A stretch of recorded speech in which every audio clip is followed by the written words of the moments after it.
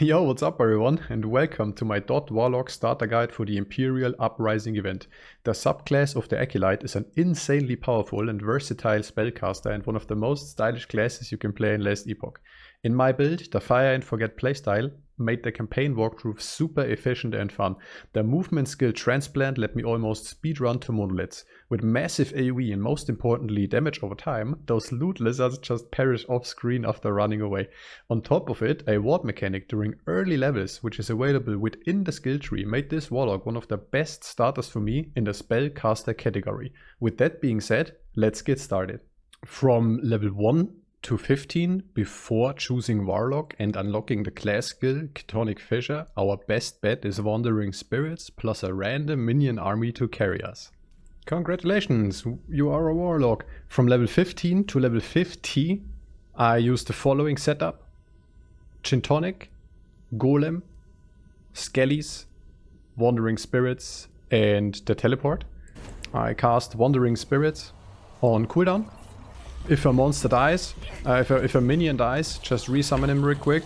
They rarely die, but they do. It's not a Necro, it's a Warlock. Yeah, make sure the army is up. It's not so much. Of course, if you hit a monster directly, it deals more damage. But you don't really have to. It's about those bolts that get released from the rifts. They deal a lot of necrotic damage. Boom. The skills for that level range look like the following. So starting out with the Skellies. There are several nodes that just say you can summon one more body. Get all those. I got all those early. Added the rogues into the mix, so I have 6 minions in total. The next very good one is Wandering Spirits here. The way I've set it up, the first one would be I want him to fear the enemies. Everything is feared. This is perma-fear. I get so many of those guys, and if it hits something, they are feared. Elite Pack is charging me, gets feared, turns around and walks away. And dies from the dot. From damage. Now we're talking about the nitty gritty and the actual Warlock part. So, as you realized, you cannot just be a Warlock at level 1. And as of now, it's like a 50-50. It's a little bit minions and a little bit spellcaster stuff. The really important ability is Chthonic Fissure here. Can release Chaos Bolts. Therefore, I will skill Chaos Bolts as well.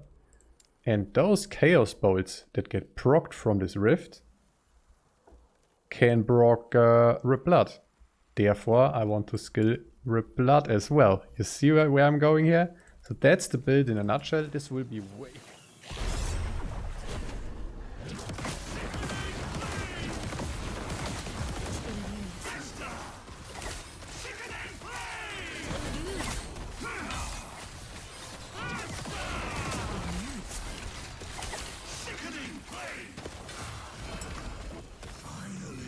Yeah, finally a real Warlock. So at level 50, gaining access to the last ability skill tree here, I kicked out the minions. I leveled up Soul Feast and I put my curse of choice, Spirit Plague, in the tree here. And yeah, the build is fully online at around level 50-ish. The goal is the following: stack up as much curses as possible and then benefit from them in form of pressing Soul Feast.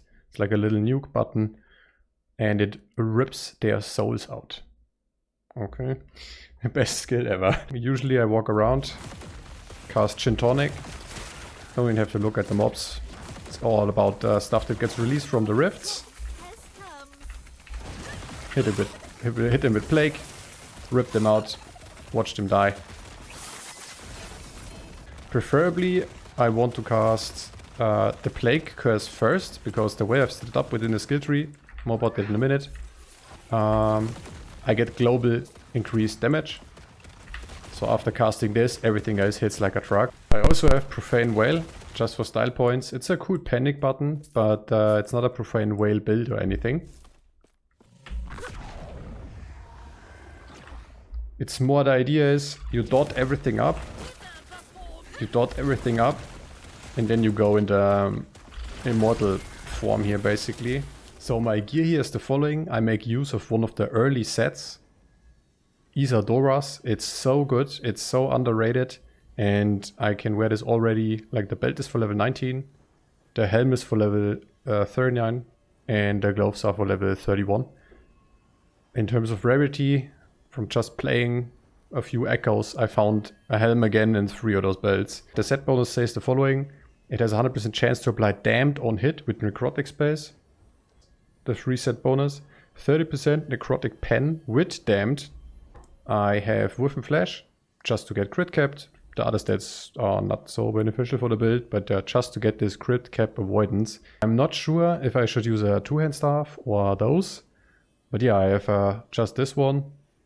Try to go for cast speed, spell damage, preferably necrotic damage.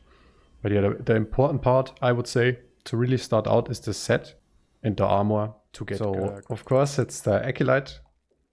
And I maxed out this one for just int and free 40% necrotic damage right off the get-go. I chose damage over defense here. If you play hardcore, you might just swap those 6 points into bone armor. That's up to you. But yeah, use Blood Aura for just flat damage. This one for the ward right away. And for the ward retention. So I can actually keep the ward a little bit when I move from pack to pack while early leveling. Then choosing the Warlock right at level 15. I have 5 points in here, 5 points in here. Long story short, there are a lot of effects you get. And I unlocked all those effects. Now, leveling up more, I will max out some of these abilities, but it will be in the planner. The ward mechanic early on is the following though. It's called Ward of Malevolence.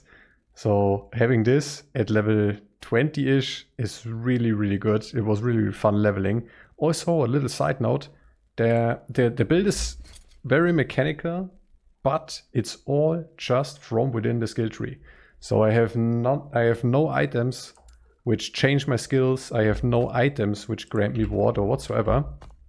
It's all just here in my starter skill tree. An important one is also defense. It's not a melee build, of course not, but sometimes we are really in the mix and having some armor and health is nice, so I grabbed some of those. This one is cool, a chance to deal double damage.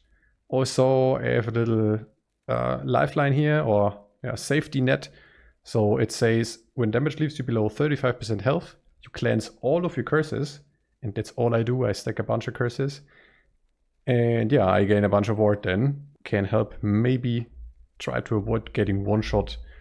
A really good one here is this, but only because of Duskbringer.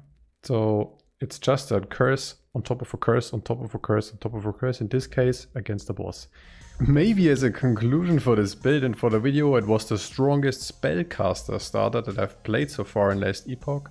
But to transition into it step by step can throw new players off. That's a little downside, I would say. It's not the most new player friendly build, but don't let it stop you from trying a Warlock. It's absolutely worth it. It's a super fun class. Thanks for watching. Give the video a like. Let me know what you think in the comments below and have a nice day, guys.